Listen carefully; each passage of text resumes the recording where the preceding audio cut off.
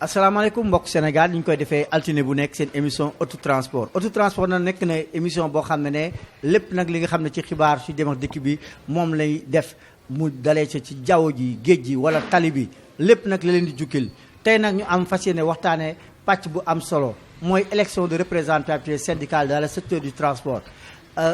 tey nag ñu fas yéene dalal ñaar nit yoo xam ne seen xam-xam màcc na ci wàllu dem ak dikk bi bu ajoo ci tali bi ki nga xam ne nag moo feccee sama ndeyjoor muy Assane Lo na nekk secrétaire général de l'Union démocratique des travailleurs du Sénégal chargé des questions de transport ak kii di Momar Cissé nekk secrétaire général syndicat national des transports routiers SNTR. tey nag ñu fas yéene waxtaane comme ñu leen waxee thème bi mooy élection de représentativité dans le secteur du transport. xanaa nag galaa ñuy sóobu ci waxtaan bi ñu may leen ñu nuyoo ak téléspectateurs yi Assane maa ngi lay nuyu. waaw asalaamaaleykum maa ngi nuyu waa Sénégal di wax ñu commencé waxtaan bi ci bisimilahi rahmaani rahim di ñaan yàlla aussi tamit ñu jeexal ko ci alhamdulilahi rabbil alamin di ñaan yàlla aussi jubal suñuy kàddu ba liñ bëgg a wax lépp mu amal njariñ ña koy déglu di rafetlu bu baax di nuyu waa Walfadjri ak ñi leen di seetaan muy Walf TV ak Walf rajo. ak sénégalais ak njabootu transport yëpp kenn ku nekk ñoo ngi lay ñaan suñuy kàddu fekk la ci jàmm ak salaam. Momar Cissé ñu bàyyi la nga nuyoo téléspectateur. asalaamaaleykum man la Momar Cissé syndicaliste SNTR appelé IDTS Pikine Tali bu bees maa ngi wax sama mbokki lu transport yëpp ak suma camarade syndicaliste yi di leen nuyu di leen sant xam ne ñuy def fii ci Pikine tey Tali bu bees ci émission. waaw donc nag galaa ñuy maanaam soobu ci waxtaan ñu may jaali ñi nga xam ne nag ñoo doon ci tiis yi nga xam ne Sénégal nag moom la daal di am mooy xale yi nga xam ne dañ doon manifester lu toll si fukk ak benn daal di si ñàkk seen bakken maa ngi jaale ñëpp képp ki nga xam ne nag sa njaboot daf ci lorlo ci manifester yi ñu ngi leen di jaale yàlla leen yàlla xaree àjjana. Momar tey nag thème bi ñuy waxtaanee mooy élection de représentativité syndicale dans le secteur du transport. tey yow boo doon natt tey transport tolluwaayam ci biir réew bi noo ko gisee. secteur transport bon loolu bi ñu ko war a def yàgg na bon dañu gis bon secteur bu nekk mooy moo xam médecin yi la moo xam comment dirais-je ingénieurs yi la moo xam fonction publique la moo xam daal ñoom daawuñ ci boole. chauffeurs yi pour bu ñu def représentation duñ ci boole chauffeurs yi parce que chauffeurs yi dañ noon informel lañ nekk mënuñ leen ci boole mais nag bu ñu demee ba ci biir xam naa xalaat nañ état bi xalaat na ne dañu ci war a boole xam naa looloo tax ñu programme loolu léegi nag on va voir ñu dem seet ba xam. yow lan la nga jàpp secteur transport amul organisation wala lan la. secteur transport dafa anarchie parce que ñi ci dafa bëri ñu ci wax te xamuñu ci dara. et puis def ci ñoo xam ne ñi acteur lañ ci duñ ci kii comment dire duñ ci professionnel di ci wax bon léegi nag bu ñu demee ba segg ñi nga xam ne ñi ñooy wax ñoo xam transport di ci wax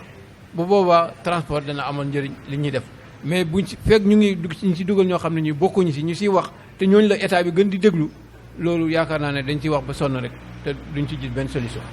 d'accord Assane Lo tey tolluwaay transport ci biir réew bi noo ko gisee. waaw loolu moom yaakaar naa dinañ ci sawar a wax bu baax a baax ak tolluwaayu transport ci réew mi transport moo nekk loo xamante ne fu mu amul rek développement mënu fa am parce que sans transport réew mi mënul développer. transport tolluwaayam ci réew mi tey crise bi Sénégal nekk secteur transport bokk na ci li ko ciy génne moo xam transport jaww ji la moo xam géej gi la moo xam suuf si la ñooñu ñooy mën a génne Sénégal ci jafe-jafe yi mu nekk. léegi tolluwaayu transport bi tamit beneen bi mooy transport dafa am doole ci économie bi nga xam ni mooy économie réew mi transport dafa am taxawaay boo xam ni su ne employabilité des jeunes sooy xool secteur transport moo nekk secteur boo xam ni 10 000 emplois état bi di wax 5 000 yëpp mën nañ ko dugal ci secteur boobu kon mu nekk secteur boo xam dafa nekk secteur bu am solo ci adduna bi mais rawatina fii ci Sénégal. mais tey tolluwaayam tey naam nag mu ngi andi koom-koom. nan la kanamam mel. waaw tolluwaayu transport bi tey jaxasoo la pëccoxoo la kenn xamul ñan ñooy transporteurs yi kenn xamul ñan ñooy chauffeurs yi kenn xamul ñan ñooy kii maanaam ñàkk organisation moo am ci secteur transport léegi état bi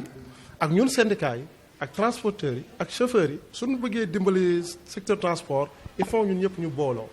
il faut ñun ñëpp ñu toog ci même table comme ça ñu waxtaanee jafe-jafe transport bi mais loolu nag mënul am lu na ñuy tànnee waxtaan ba moo dul baax état bi naka la koy tànnee dañuy jël ci ku am tur wala jël ci ku amul tur waaye pour man suñ demoon ci centrale syndicat xool centrale bu nekk kan moo fay responsable transport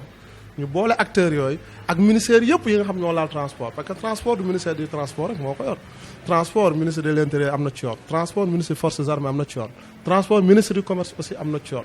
transport ministre de l'économie et finance am na ci yoon kon ñooñu nga xam ne ñoo laal transport bi ak rawatina tey nga xam ne ñu njaboot transport ñëpp ay ndaw lañ kon kenn mënu wax transport te doo ci wax sax ministère de la jeunesse war nañ ko cee dugal. lu weesul manque d'organisation bi yan jafe-jafe am la transport di dund tey. waaw transport moom li muy dund bari na bokk na ci su fekkee ci côté chauffeur yi mooy ñu ñàkk leen a teg ci ay conditions yu baax maanaam utal leen ay contrat de travail yu baax utal leen ay ñu am protection sociale ñu mën di jël congé di am salaire de base bu normal te aussi beneen jafe-jafe bi transport am ñu fexe ba convention transport bi ci boppam ñu appliquer ko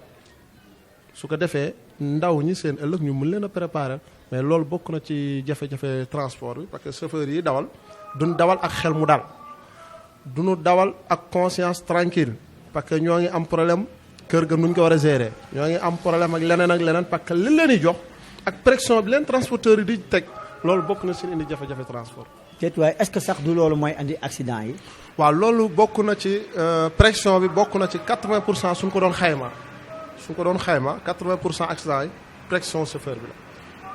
parce que da ngay gis événement religieux yi su amee da ngay gis accident yi foofu dafay gën a yokk lu tax muy yokk mooy chauffeur bi. yàkkamte na dem Touba exemple dem ñëw demaan ñëw la ko transporteur bi teg mu bar ko jox bëggaat lu mu def ci poosam kon loolu état bi waroon na dimbali secteur transport wax képp ku am benn oto ak ki am ñaari oto ñëpp ñu fexee formaliser. mais est-ce que du si chauffeur yi parce que dañoo ne wuude nu mu la gisee moom la lay wóolee. waaw loolu moom yaakaar naa responsabilité aussi tamit ci chauffeur yi la moo tax ñun en tant que ay jeunes nekk syndicaliste nekk secrétaire général ci Afrique francophone bi yëpp. sunu mission mooy ñu yee chauffeurs yi ñu changer seen comportement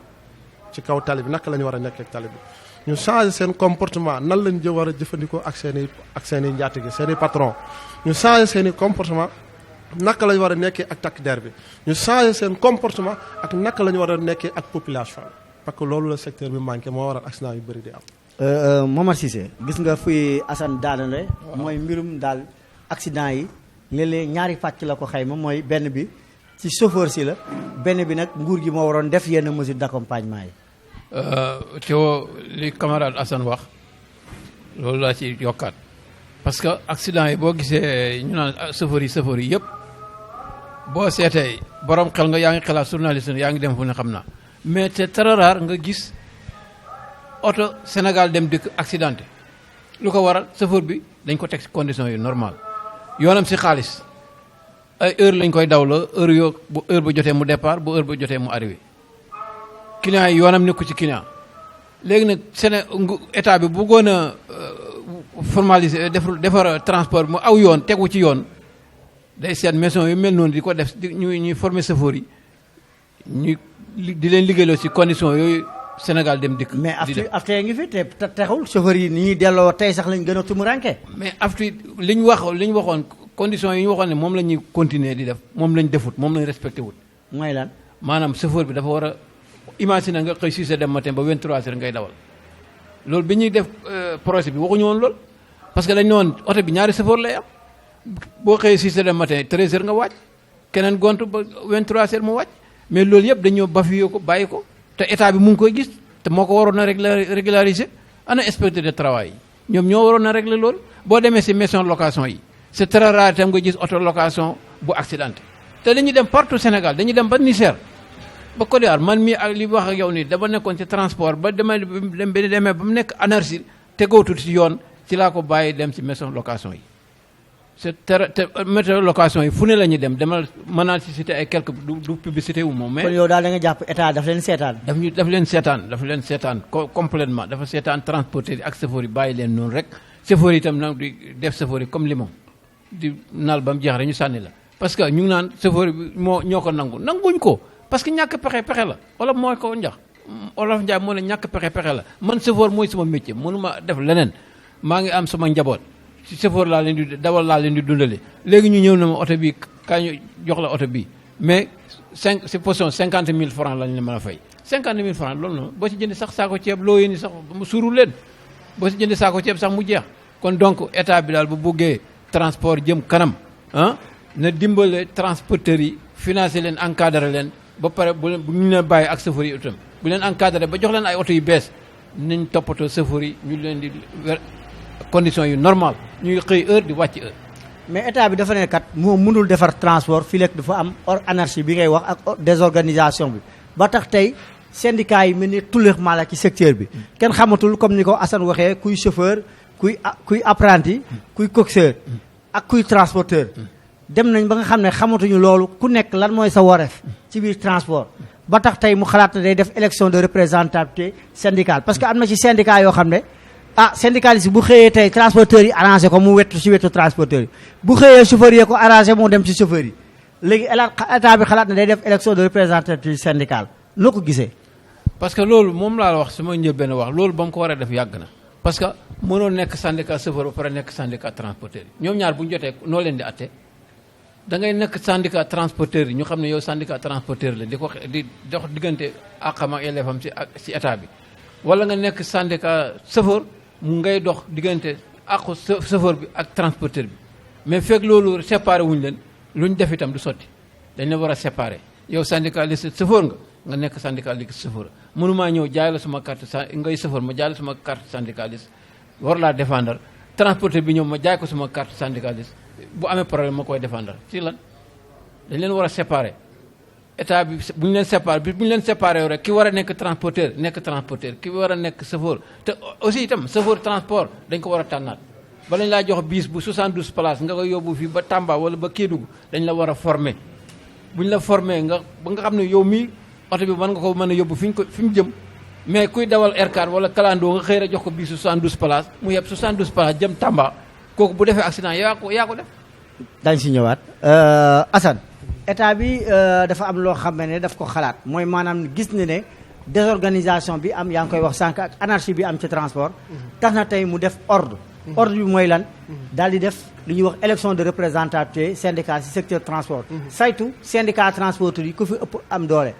noo gisee. waaw loolu moom état bi li mu bëgg lu rafet la dañ koy rafetlu tey ñaan yàlla mu am waaye nag am ba dafa am nu mu war a amee naka lañ koy organiser naka lañ koy sélectionner est-ce que ñiy saisir ministère bi di force seeni soxla la ñuy jël voilà ndax dañuy jël syndicat yi nga xam ni acteurs yi rek ñoo leen ñor la ñuy jël pour man suñu bëggee mu jaar yoon def lu leer lu amul benn werante nañ dem ci centrale syndicat yi comme ni ma ko waxee woon rek laay wax état bi xam na centrale yi fi nekk centrale yooyu kenn ku nekk nga jël ki yor ci ki nekk ci ña nekk ci transport ba nga yabal leen ci ministère ba ñu sélectionné ko def fii élection yi kenn ku ne wàcc ci terrain def campagne am ku gagné nga xam ne yaa gagné mais suñ ko jëlee si ñi nga xam ñoom rek ñooy saisir ministère parce que su fekkee comme ñun ñi nga xam ne amuñu soxla ci ministère bi di ko saisir pour mu jàppale ñu ci yenn activité est-ce que mën nañu mais tàmmaligul coow bëri na am na ay syndicats yoo xam ne bañ leen newee dañoo war a séparer syndicat chauffeur ak syndicat maanaam transporteur ñoom dañoo bañ mooy liggéeykat yi ak patronat war a ñoo bokk ñu ne déedéet transport yëpp a njaboote noo gisee. waaw loolu moom ni ma ko gisee képp ku bañ loolu rek sa la ngay wax dafa leeru wala da nga wóolu sa bopp ci secteur chauffeur yi parce que tey jii chauffeur yi xam nañ ñu leen amal njariñ ak ñu leen amul njariñ parce que nekk ci rajo yi di wax wala nekk télé yi di wax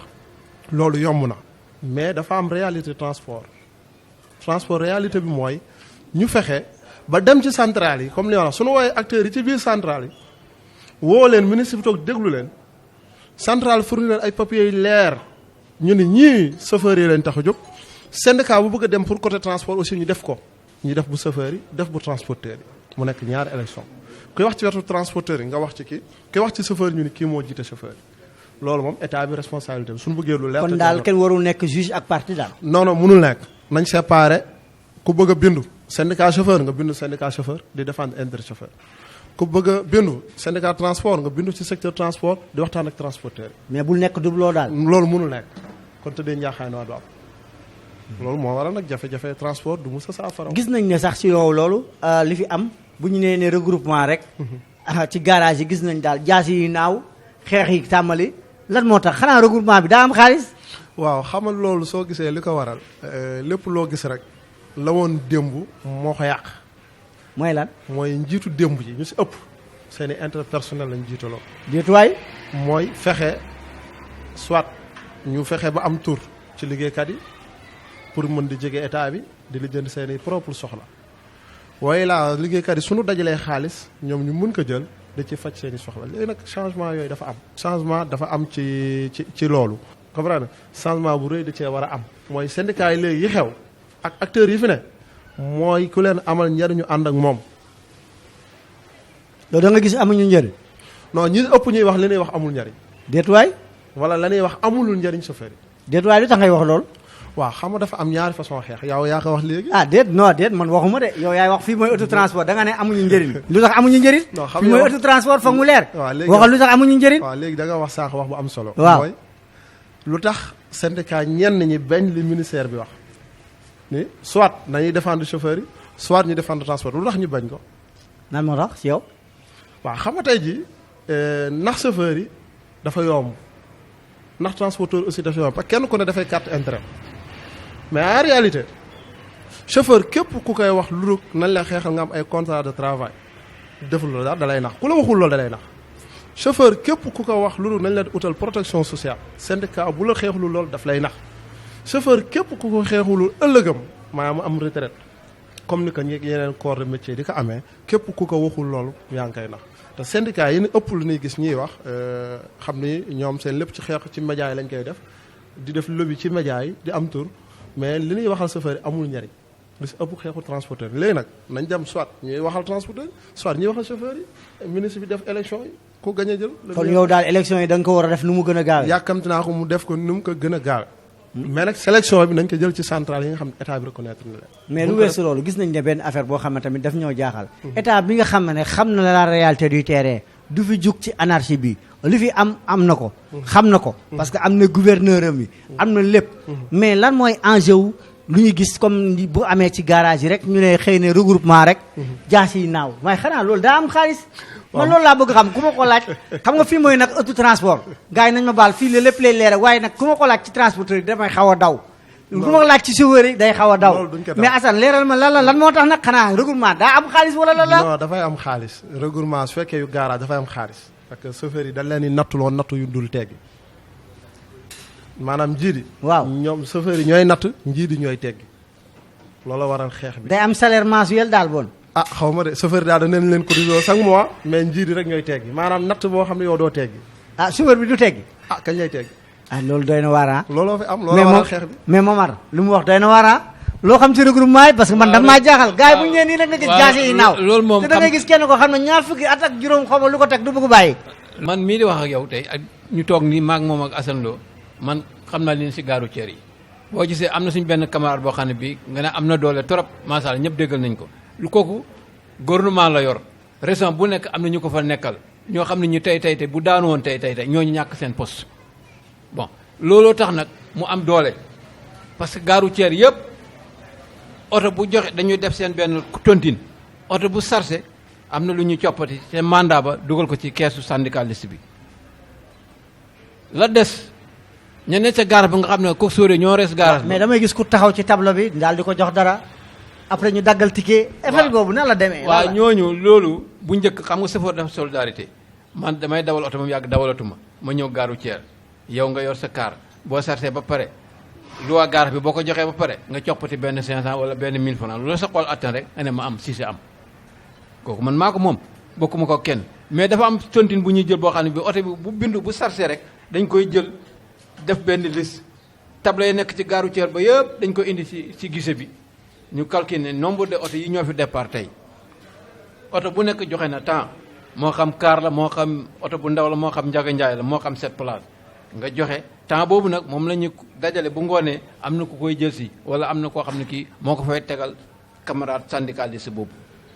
kooku nag groupe am la am groupe am boobu ñoom itam am na lu ñuy séddoo boo ne ndax garage bi am na xaalis boo léegi nag boo nekkee ci groupe boobu. kon am na xaalis daal. am na xaalis parce que boo gisee jaas yi di génn tey yow boo doon seere loolu tey mu xëy rek ñëw ne la bon téewédu bon il faut mu jógee fi yàgg na fi daf fi jógee na rek la kees gi yeneen chauffeur yi daal di àndatu ñoo ak yow ñoom itam def confil ne àndatu ñoo ak yow si la ñuy àndal léegi nag bala ñoo dem xaalis bi ñu yoroon nañ ko réglé nga ne mënaguma koo réglé léegi parce que par 1 an laa koy réglé te weer bi deewagul weer de année bi jeexagul loolu mooy indi xuloo ya xeex yi loolu dong moo fa indi xuloo ya xeex yi mais niñ koy li ñuy dajale noonu yëpp buñ ko doon jaar si yoon di ko teg foo xam ne fu wóor la chauffeur bu nekk gaaru ceer wala bu yàggee boo fa defee ñaari at ñetti at mën a jënd sa oto bopp mais duñ ko def lu ñëw rek ñu séddoo lekk mu jeex di xaaral lu ñëw rek ñu séddoo mais la moo tax ne yéen leen ñuy lekk si di séddoo année bu ñëwaatee ngeen faraat leen joxaat leen affaire yi joxaat leen carte yi non boo dee duñ ko séddoo boo gisee mën a kon dafa mel ni yéen leen di teg neex na leen non parce que niñ ko organisé moo doxut xam nga mbir moo xam ne mi dafa organisé woo ko si yoon tegu ko si yoon tegu ko si lu leer mbir moom du dox mbir mooy gis da nga koy teg ci yoon teg ko ci lu leer mu mën a dem mais boo ko tegu ci yoon tegul ko ci lu leer rek du dem. est-ce que tey kon jarul tey kon ñu defaraat lijaasa yi nga xam ne moo mën a tax tey bu ñuy fal président garage si ñu xoolaat ko daal. président garage parce que en général xam nga ñi ñu koy fal ñoom li bëri da ngay nekk garage nekkoon chauffeur dawal ba mu yàgg dawalatoo ñu ne yow mën nga gis sa comportement gis ni nga mel ñu ne yow mii wóolu nañ la pour dénk la garage bi ñu jox la garage bi. yooyu nag boobaa yaay seet say membre yooyu bokk yoo xam ne wóolu nga leen yow it kenn ku ne nga teg ko poste. est-ce que loolu andi lu lëndëm. non ne lëndëm lay andi kat. ban bu fekkee ne yow ñi nga wóolu. bu fekkee ne koo xam ne yow dafa ñëw nar la contrôler caaf xam na de. non si biir contrôle boobu loolu noonu maanaam ñoom kii la ñuy dem collectif la ñuy nekk benn la ñuy nekk ñoom mu neen. clan lay nekk de. waaw Cissé clan lay nekk de. Cissé yaa ngi bañ de clan Assane mbir mi man jaaxal na ma parce que moom bu fekkee ne yow mii sa bopp yaay tànn ñi nga xam ne ñoom nga jàpp ne moom ñoom nga war a liggéeyal. léegi kenn du la contrôler kon boo jumee sax ñu ne nu mu koy tudd gong na. loolu la ñuy wax. gong na. loolu dina doy waar de te yow xaalis boobu moom moo ko chauffeur ko moom. waaw xam nga mbiru syndicat transport du gaaru routière yi rek problème bi du gaaru routière yi ñi fa nekk syndicat yoo nekk ci gaaru routière yi taxuñu leen a bari trop mais syndicat yi nga xam ne dañuy wax ci côté yëpp ñoo gën a bari léegi pour ñu régler transport bi syndicat yi régler ko wax bu am solo bi nga wax ni ministre bi loolu la bëgg a def dañ ko ci dañuy ñaan yàlla mu nekk lu yomb pour ñu boole lépp luy transport fii Sénégal ñu defandoo ko régler ndoo ko benn yoon kenn mënu ko régler nag te commencé wuñu ko ci waxtaan parce que développement bu jiitu ci àdduna mooy waxtaan nag suñ ko waxee wax ña nga war a waxal loolooy tax solution di am mais soo gisee état bi di échec chaque jour ci transport mooy du ñu jëflanteeg ñi war a jëflanteel duñ wax ak ña war a waxal aussi ña war a wax waxuñu ña war ta wax ñooy wax wala boog ñu ëpp ci ñi war a wax waxuñu ñu ëpp ci ñu warul woon a wax di wax moo ëpp. mais est-ce que yéen bind ngeen leer pour wax ko état bi ne ko situation transport nii la. fii ku waay lu la neex def. syndicat yi bëri na. lii ak lii ak lii ak lii est-ce que jot ngeen ko wax état. waaw parce que tamit administration écrite la xam. waaw man personnellement soo gisee lu bëri léegi ñun ñu ni nañ dem defi uti jaar beneen yoon bu bokkute syndicat yi ni doxee mooy ñun daan nañ bind ministère bi ku mel ni Daouda Diallo bu ñu fi nekkee bindoon nañ ko lettre. mais ñun suñuy bindi lettre ministère duñ ko bindi lettre ay ndax recevoir ñu parce que ministère bi recevoir ñu wax loo xam ne du amal secteur bi njariñ amul sens mais syndicat yi nag ñoom ministère bi recevoir nañu wala jox nañ transport loolu la leen amal ñu ne loolu amul ñu njariñ ñun suñuy bind ministère bi dañ koy bind ñu am nañ programme tel te lii lañ bëgg a changer secteur transport parce que ñun amoon nañ programme moo xam dañ ne zéro accident tey jii ñoo ngi koy def tey comme li nga fekkee fii ñuy def ay formation di former chauffeurs yi ci lan mooy code de la route di leen former ci wàllu code du travail lan mooy seen àq ak lan mooy seen yelleef mais syndicat yi loolu moo waroon ne seen vraie mission orienté chauffeurs yi ci développement syndicat de développement mais pas syndicat yoo xam day ne si di taali ay tali dañuy ne fii di baare dëkk parce que réew mi fi mu toll dafa ne ci jafe-jafe war nañoo ñëw indi yëkkatee ko ci neneen léegi nag pëccoxoo boobu pour mu am da ngay gis ñetti nit yu ñëw dem créer syndicat état bi kon kan lay waxal parce que ki am jotu di bind kooku day bind rek ministre bi peut-être kon ñooñu lay reconnaître mais ñi xam dañuy liggéey amuñu jote wax mais ñooñu amuñu jote di bind ministère bi tout le temps ñun li ñuy def xam nañ ko xam nañ fi ñu jëm te chauffeurs yi xam na ne amal nañ leen njariñ parce que beneen système de syndicat lañ indi mooy changer secteur bi mënuñu ko changer lu doon changer comportement. mais yaa ngi wax ci changement de comportement justement ci tali bi gis nañ ne. seen diggante ak takk der yi alkaati yi wala muy gendarme yi dafa doy waar. saa su nekk yéen a ngi jote. mais lan mooy waral jote boobu est-ce que yéen du seen comportement bi ñuy ngañ. waaw xam nga entre takk der yi ak chauffeur yi syndicat yi xëy na ñoo leen dugg mais amul benn jafe-jafe bu ci war entre chauffeur ak takk der. amuñu problème seen i diggante dafa rafet. am na ku ne caakreex soow ngeen de caakreex soow. non waxuma la caakreex soow gaa yi koy wax de nee caakreex soow. waxuma la caakreex soow mburoog soow lañ. mburoog soow ngeen. ñu nag gendarmerie loolu moom day loolu moom mais lan moo tax ngeen di xuloo nag. waaw li leen ngeen gis ay affaire yu doy waar ci tali bi man daal dama may jaaxal daal. waaw loolu lu koy waral ñun loolu lañ comprendre moo tax ñu indi beneen système bu bees doxalin bu bees lan mooy doxalin bu bees ñu xamal conducteur bi ni ko soo yéegee si sa oto di dawal lii moo la warloo ak tali bi soo yéegee sa oto di dawal lii moo la warloo ak takk der bi war nga ko jox cër ba mat sëkk lépp lu mu la laaj war nga ko jox li ko yoon may moom it mu def ko parce que kenn ku ne su defee la mu war a def dépassement du am. coow mais moom lu ko warloo tali bi chauffeur bi. waaw chauffeur bi lu ko warloo tali bi su yéegee ba toog ci otom takk ceinture xool pièce am mu mat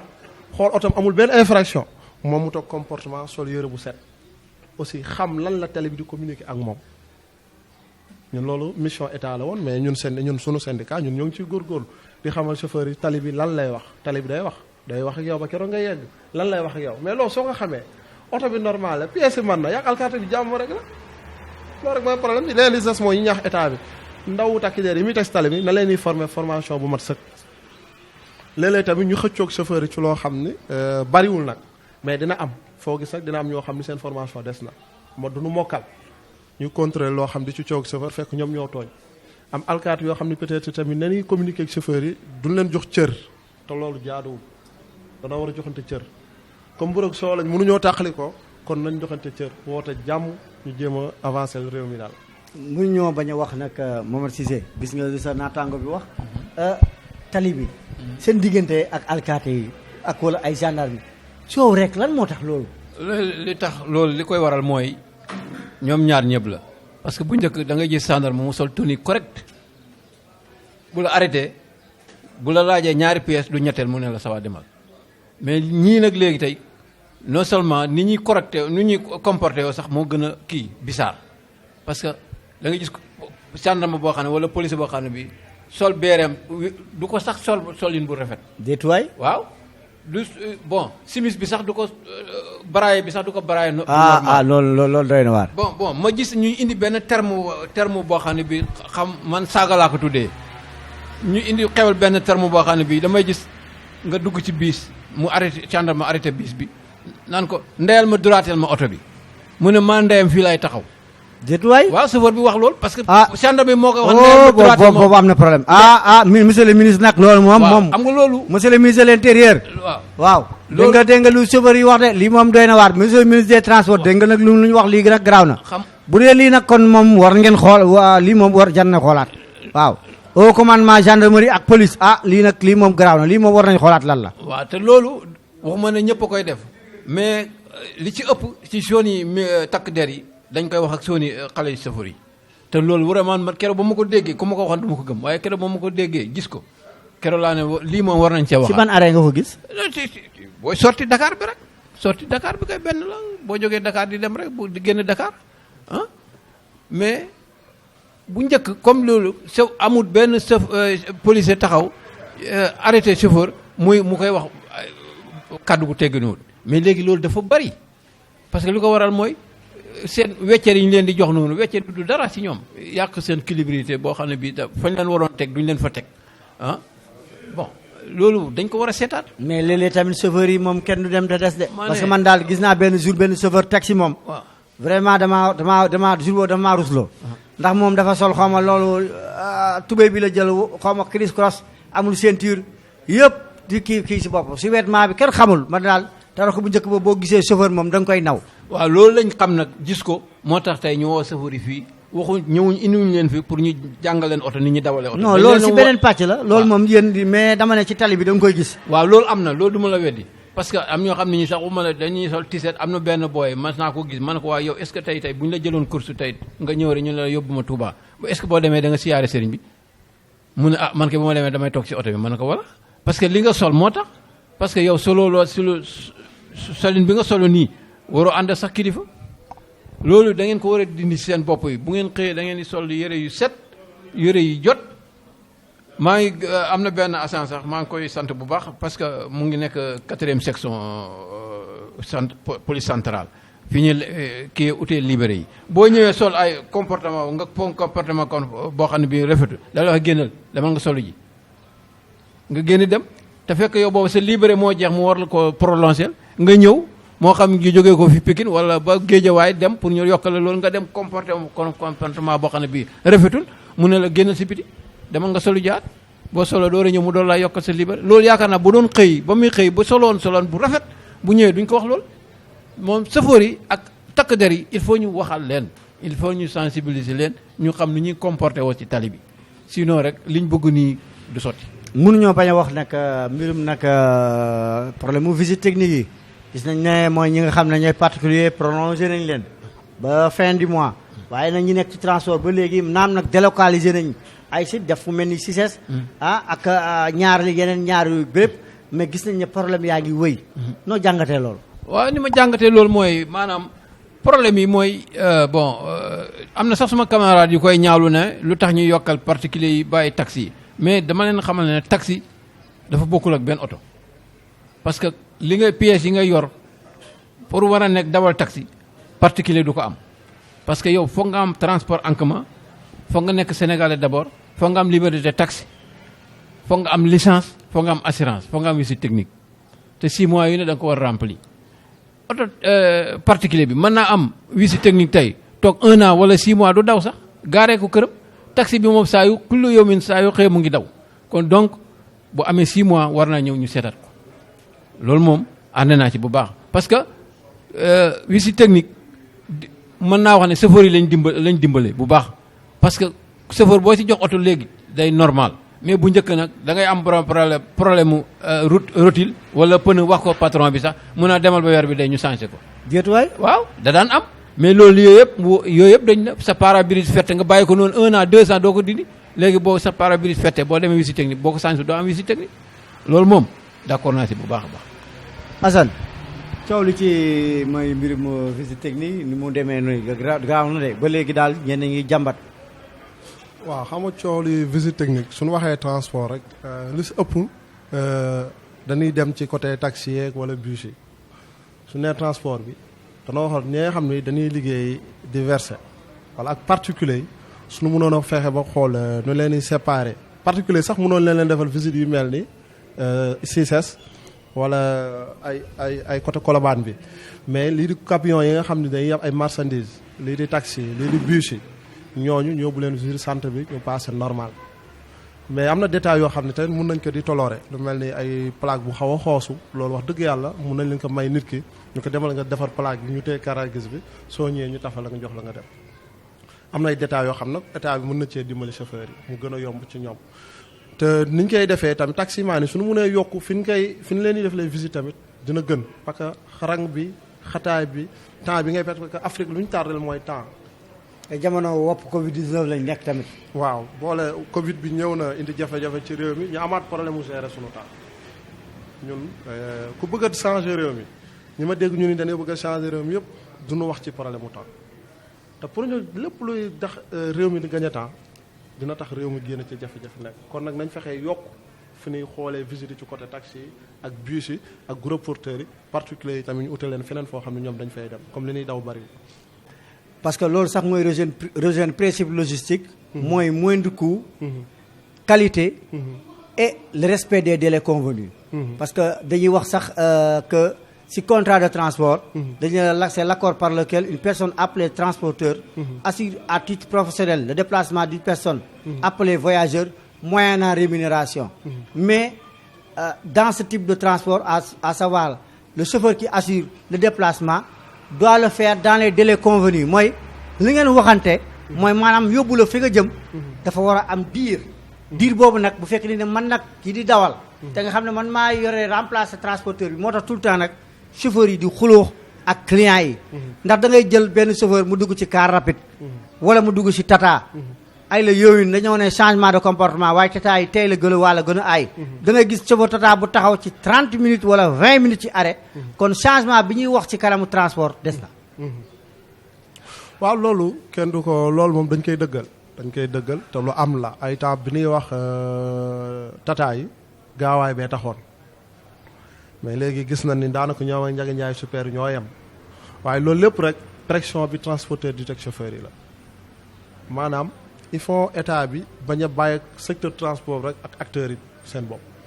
fekk état bi moo ngi toog di seetaan jafe-jafe transport du fi jógee parce que waruñoo bàyyi transporteurs yi ñu leen di jox bus yi ñuy liggéey di ci am xaalis ñuy teg finna ñi nga xam ne ñoom ñooy indi xaalis parce que lépp luy dox ci réew mi chauffeur yi ñoo koy fay chauffeur yi ñooy fay projet bus yi lu mu cher chauffeur yi koy fay camion yi suñ ko fi indee lu mu cher chauffeur yi ñoo koy fay kalandoo yi bees yi ñu fi indi ne taxi banlieue mais lu ñu cher chauffeur yi koy fay autoroute yi tali yi lu ñu cher chauffeur yi koy fay yaa ngi junj camion yi sax mais gros porteurs yi gisoon nañ ne am na coow yenn transporteurs yi di wax daal la leen wax ci njëlbeel bi ak ci li am du benn am na si ñoo xam ne sax dégg naa ne fu mu toll nii dañoo muddee far delloo oto yi dañ ko teg loxo waaw loolu moom man projet bi ñu koy commencé waxoon bokkoon naa ci ñi nga xam ni bi ñuy def la keroog bi ko Bun John di wax King Fahd ñu ni dañuy indi 1800 camions bi ma demee BND toog ak des directeurs généraux yi nga xam ni ñoom foofu la projet foofu lay jaare bi ma toogee demee tamit fële ci association transporteurs yi te Mbargu Badiane jiitu ci Mbargu man de bokkoon naa si am sama position ni leen lii état bi ni mu ko organisé baaxul état bi ni mu ko defee bëgg a defee aussi baaxul te liñ ci wax aussi tamit mënul nekk ci transport bi parce que loolu pour nit ñi mën ko fay man dama gisoon état bi su bëggee changer li fi nekk bëgg a yombalal nit ñi ñu dugal seen oto parce que benn camion bu war a dem jar ay 120 millions loolu foo koy fay 1 million 500 ci transport Sénégal boo xam ne organisé wuñu ko te utaluñu leen ay quota yoo xam ne dañ naan par exemple yeneen compagnie yi mag yi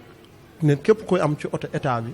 ñooñu 5% ci marché ñooñu rek ñoo ko war a daw parce que danoo waroon a protéger liggéey boobu ak kon lu mu cher liggéeykat transporteur mun ko fay mais ki am 50 camions kooku mun na fay oto bi parce que oto boobu du ko def dara du ko jariñ dara day bàyyi oto bi mu dem di liggéey di fay boppam mais ki am benn camion dem dugal ko te moom mënul dawal jël chauffeur bi war a dund di bëgg ci di am mu koy fay moom mu bëgg ci am di ci dundal njabootam bëgg di fay 1 million 500 par mois ak moroomam ñu may la assurance tout risque 1 an mais su 1 an yi jeexee oto bi pendant 10 ans nga war ko fay imagine toi 10 ans 5 ans yi rek soo amul chance ñun jox oto yi par rapport ak seen âge 10 ans ci leneen la ñuy nekk ñoom ñëpp dañuy naax pourquoi pas duñ jël jeunes yi jox leen oto yi ñu dem liggéeyal seen bopp est-ce que état bi jotul projet oto yi su ñëwatee mu bañ ko jox transporteurs yi am doole ba pare nañ jël chauffeurs yi tante jox leen responsabilité ëllëg ñu nekk ay responsable ëllëg ñoom ñu nekk ay transporteurs te loolu dina dimbali jeunesse bi loolu dina dimbali xëy ndaw réew mi gën a yokk dina laal ci pàcc yu bari pour réew mi mën a développer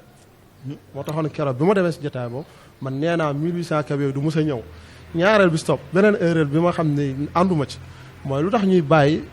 ñi nga Sénégalais yi nga xam ne mën nañ leen indil oto yi oto yooyu soo demoon ay Chine 30 millions soo ko amee mën nga jógee Chine ba Sénégal. mais est-ce que am na ñenn sax ñu ne maanaam dañ leen wax ne que Chine la waaye benn bi kii wu Corée benn bi pièce bi Maroc lay jógee. li ñu wax ak li ñu monté parce que dañu ne dañu moteur bi benn kii wu moteur bi xaw ma Corée la beneen kii bi Maroc la jógee. dafa am jaxasoo quoi ci montage pièce yi. waaw xam nga loolu ay pexe la rek ay wax la rek waaye état bi dara tëwu leen su la neexoon nañ def tata yi dem ba Chine oto yëpp ay kii jëndi ko fi ñoom seen bopp parce que ñi nga xam ne jaaruñu ko ci état bi am oto yooyu am na benn société bu ko fiy jaay te benn sénégalais moom ko mais soo demee fa am 50 millions da ngay am ensemble bi diiru bi mais soo demee si jëndal ko sa bopp 30 millions yi mën nga ko am ba mu dugg ci bato ñëw fii nga génn ko port ci 30 millions lu tax léegi ñu bàyyi sénégalais yooyu jaarale ko Chine dem Maroc ñëw fii mais mën nañ ko jëndee seen direct indi ko fi état bi am na mooy état bi mën na ko def kon loolu du problème pour man état bi daal politique pour buñ bëgg a def ci côté renouvellement parc automobile yi am Sénégal yëpp système bi fekk ñoo ngi koy tegee noonu duñ ko mës a réussir fii ba 2035 nag. doy na waar Momar. waaw renouvellement bi coow la andi. gis nga ci gros porteur bi ni jaxasoo. waaw renouvellement bi gros porteur yi yëpp ak taxi yi may dëkki si taxi dans Ablaye Wade 2008 mu fi indee oto saamaan yi avant mu koy indi daf ñu recevoir bañ demee palais mu ne ñu lu ngeen bëgg fekk defe nañ liñ bëggoon rek proposé nañ ko ci benn papier jox ko bi mu ko liir ba pare gis naa li ngeen bind mais dinaa leen indil oto yu ñetti catégorie oto yu bees ngeen tànn bu ngeen si neex ma indi si lu ngeen bëgg ñu d'accord ñun ñëpp ñu tàccu mu ne bu leen tàccu lii du folklore liggéey la bu ngeen fi jógee yéen ngeen def seen kipp yooyu si dëkk bi dama ngeen formé wu def seen i toog xaar ñu def ko ñu dem ba ci biir ñu ne saamaan la ñu indi mooy iranien yi usine bi a ngi fii fi lañ koy monté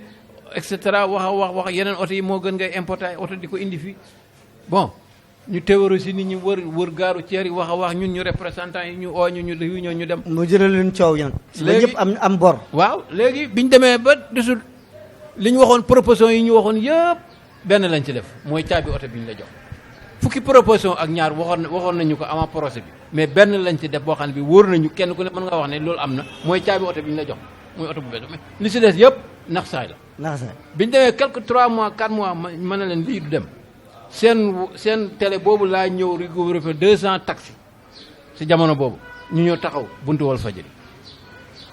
ñu def suñu déclaration continuer maanaam nañ leen jaar RDV ñu introsé ñu dem RTS ñu introsé ñu bañ demee RTS dañoo bañ a introsé mais nee nañ sax boo taxawee oto taxi yooyu sax parce que waxtu bi xoj nañu nee da nga daan dem ba nga xam ne sax da ngay xëy bëgg a taal daa am machine buy toogee fële boo fayul traite bi mu bës bouton bi. loolu moom la ñuy wax CPS mais loolu sax mujj ay wax la woon rek parce que bon loolu ay wax la woon parce que li yàq procès boobu mooy oto bu war a jar 4 millions nga lebale ko chauffeur bi 8 millions 400 oto bi essence lay lakk boo dawee 50 000 francs dem ci pompe bi rempli ko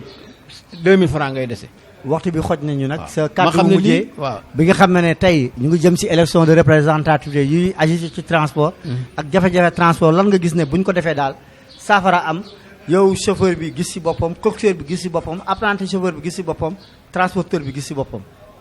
loolu daal li koy doxal daal mooy foog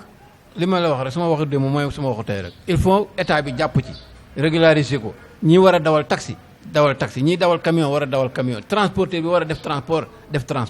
waaye bugg a nekk Samba bugg a nekk Demba loolu moom bu ñu ko defee itam du dox. Assane Lo waxtu bi xoj nañu sa kàddu bu mujjee li nga xam ne nekk rek boo gisee ci yow bu ñu ko defee nga jàpp ne maanaam kanamu transport dina soppeeku chauffeur bi gis ci boppam transporteur bi coxeur bi apprenti chauffeur. waaw loolu moom li ma ci gis rek pour ñu def ko dañuy def comme ni ñuy bëggee di wootee dialogue politique bi. waaw nañ ko farataalee ci réew mi. waaw dana war a woote dialogue boo xam ni pour dajale njabootu transport. ñu kon nëppal transport daal. waaw ñu assise transport. waaw boo xam ne dañ koy farataal def ci farata te commission boo xam ne ñoo koy def comme niñ ko tegee ci politique bi boole ci gendarmerie boole ci police boole ci ministère du commerce boole ci ministre des transports boole ci ministère de l'économie et finance boole ci ñëpp ñi nga xam ne ñoo laal ci domaine parce que transport ñi mu laal dafa bari même ministère de la jeunesse aussi ñu dugal ko ci parce que ay ndaw ñoo ci nekk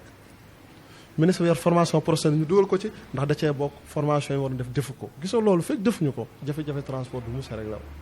ñaareel bi stop may ñaax état bi bu nu jàpp ñu ñi nekk ci rajo yi di wax ñooñu ñooy défendre secteur ñooy yor kiiwu chauffeur yi déedéet ñi ëpp doole tey ji ci secteur transport nekkuñu ci média yi di wax bu bari gis nga ñi amal njariñ secteur transport lu ñuy wax ci média bari. élection yi nag. élection yi moom dañ koy yàkkamti comme ni ma la waxee dañ ko war a def mais na jaar yoon bi nag mooy nañ dem ci centrale yi état bi reconnaître ñoom ñu envoyé fa seeni nit secrétaire généraux ya fa ne envoyé seeni nit ñii ñoo nekk ci responsable transport ñu sélectionné ci ñooñu kenn ku ne dem campagne ki jiite di wax ci turu chauffeur yi ci syndicat transporteur yi ñu organiser leen ku jiite foofu mais nag benn syndicat warul wax ci transport di wax ci chauffeur te wax état bi na jàppale chauffeur yi transporteur di leen defal ay contrat de travail su ko defee ñu mën a am gaar waxtu bi nag xoj nañu fa laay daanalee Assane Lo kon daal li nga wax mooy syndicat warul nekk juge et partie boo nekkee patron nga dem nekk patron boo nekkee nag syndicat travailleur nga jam ci travailleur loolu lay jàpp wax kon nag mbokk yi nag fii lañ la waxtu bi xoj nañu suñu seen émission autotransport jeex na takk émission autotransport nag moo leen fàttalee mooy émission bi nga xam ne mooy am si Walf TV la voix des sans voix di leen jukkul lépp luy xibaar ci wàllu demee dikk bi muy jaww ji géej bi wala tali bi tey nag ñu amoon nag qualité doon nag dalal ki nga xam ne mooy Assane Lo nekk nag secrétaire général UDTS chargé des questions de transport ak kii di Momar Cissé nekk nag secrétaire général syndicat national des transports routiers SNTR bootu tamit ci UDTS tey nag suñu thème moo doon élection de représentativité syndicale dans le transport tax na tey nag ñu joto nag daal di waxaale nag jafe-jafe yëpp ci wàllu transport moo tax tey nag ñu ngi leen di gërëm di leen sant di leen dox di daje altine bi di ñëw si beneen thème ci wàllu autotransport waaye nag ba tey nag maa ngi ñaan nag jàmm sax si suñu Sénégal te que nag ñi nga xam ne ñoo ñàkk si bakken si manifester ni yàlla leen yàlla xare àjjana jërëjëf wasalaam